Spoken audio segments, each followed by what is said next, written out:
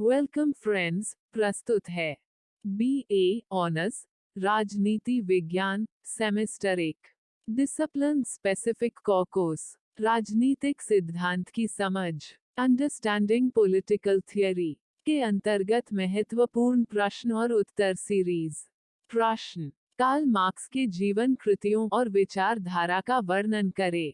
Answer: औद्योगिक क्रांति के परिणामस्वरूप विश्व में दो वर्गों का जन्म हुआ, एक को पूंजीपतियों का वर्ग तथा दूसरे को श्रमिकों का वर्ग कहते हैं। पूंजीपतियों द्वारा श्रमिकों का शोषण होने लगा, अतएव पूंजीपतियों को शोषक वर्ग तथा श्रमिकों को शोषित वर्ग कहा जाने लगा। कार्ल मार्क्स से पूर्व समाज में शोषक वर्ग की ही प्रधानता थी। इन्हीं परिस्थितियों में कार्ल मार्क्स ने शोषक तथा श्रमिक वर्ग की समस्याओं का अंत करने हेतु एक नवीन विचारधारा को जन्म दिया, जिसको समाजवाद कहा जाता है। कार्ल मार्क्स द्वारा प्रतिपादित समाजवाद एक काल्पनिक विचारधारा मात्र न होकर विधिवत रूप प्रतिपादित एक व्यावहारिक दर्शन है। यह इतिहास में गूढ़ अध्ययन पर आधारित है। उसने इतिहास को समझने के लिए हिंगल की द्वंद्वात्मक पद्धति को अपनाया है। उसका विश्वास है कि आर्थिक शक्तियों के आधार पर इतिहास का अनवरत विकास हुआ है। उसने पूंजीवाद के दोषों का वर्णन करने के साथ साथ पूंजीवाद का अंत कर वर्ग विहीन समाज की स्थापना करने के लिए विधिवत प्रक्रिया का भी निरूपण किया है। समाजवादी व्यवस्था की स्थापना के उद्देश्य से उसके द्वारा विश्व के श्रमिकों एक ही जाओ, इन शब्दों से श्रमिक वर्ग का क्रांति आह्वान किया गया है। मार्क्स का जीवन। आधुनिक समाजवादी विचारधारा के उन्नायक कार्ल मार्क्स का जन्म 5 मई सन 1818 में पश्चिमी जर्मनी में स्थित ट्रावा नामक स्थान पर हुआ था। उनके पिता हर्षचिल मार्क्स एक साधारण कोटि के व्यक्ति थे। उनकी माता उच्च परिवार से संबंधित थी। मार्क्स पर अपने माता पिता के विचारों का बड़ा प्रभाव पड़ा था। आरंभ में मार्क्स का परिवार यहूदी संप्रदाय का समर्थक था, किंतु मां के बचपन में ही उनके माता पिता ने कुछ तो फ्रांसीसी प्रचेतनावादी दार्शनिकों के प्रभाव में और कुछ तत्कालीन जर्मनी की असहिष्णुता से बचने के लिए यहूदी मत को छोड़कर ईसाई धर्म की दीक्षा ले ली। इस धर्म परिवर्तन ने मार्क्स के भाव जगत में क्रांति का बीज बो दिया। उसने यहूदियों की कटु आलोचना की तथा धर्म को अफीम की संज्ञा दे दी। कार्ल मार्क्स की रुचि प्रारंभ से ही दर्शन शास्त्र की ओर थी। 1835 में मार्क्स को बर्न विश्वविद्यालय में तथा सन 1836 में मार्क्स को बर्लिन विश्वविद्यालय में शिक्षा प्राप्त करने के लिए भेजा गया था।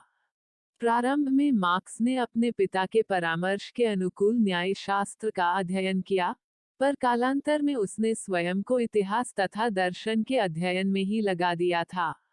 1841 में मार्क्स ने जेना विश्वविद्यालय से PhD की डिग्री प्राप्त की थी। इसी मध्य उसका प्रेम जेनी वान वेस्टफॉलेन नामक सुंदरी से हो गया था। 7 वर्ष की लंबी प्रतीक्षा के उपरांत जेनी तथा मार्क्स का विवाह हो गया। 1845 में मार्क्स ने समाजवादी सिद्धांतों से युक्त एक लेख लिखा। इस पर जर्मन की सरकार ने फ्रांस की सरकार को एक विरोध पत्र भेजा और मार्क्स के विरुद्ध कड़ी कार्यवाही करने की मांग की। मार्क्स फ्रांस छोड़कर बेल्जियम के नगर ब्रसल्स चला गया। वहां उसने एक कम्युनिस्ट मैनिफेस्टो नामक पत्रिका लिखी। 1848 ईस्वी की क्रांति के समय मार्क्स पुनः पेरिस लौट गया। परिस्थितियों के अनुकूल न होने के कारण उसे पुनः जर्मनी भाग जाना पड़ा, किंतु जर्मनी सरकार ने उसे बंदी बना दिया। कारावास से मुक्त होने पर मार्क्स लंदन पहुंच गया। वहां उसने समाजवाद पर अनेकों लेख लिखे। शीघ्र ही एंजल्स की सहायता से उसने अपने इस लेखन कार्य में ख्याति प्राप्त की। सन 1887 ईस्वी में लंदन में ही मार्क्स का देहावसान हो गया। मार्क्स की रचनाएं। कार्ल मार्क्स ने अपने जीवन काल में अनेकों पत्रिकाओं में असंख्य लेख लिखे। इनके अतिरिक्त मार्क्स ने अनेक प्रसिद्ध ग्रंथों की भी रचना की है, जो कुछ इस प्रकार से है। 1. The capital 1867 2. The Poverty of Philosophy 1847. 3. Manifesto of Communist Party 1848. 4. A Contribution to the Critique of Political Economy 1859. 5. Civil War in France. 6. The Gotha Program. 7. Class Struggle in France 1870. 8. Revolution and Counter-Revolution. 9. 18th ब्रह्मारो of Louis Bonaparte. प्रस्तुति समापन आपका धन्यवाद. Disclaimer: This notes has been made after a lot of research, yet the accuracy of the answers may vary.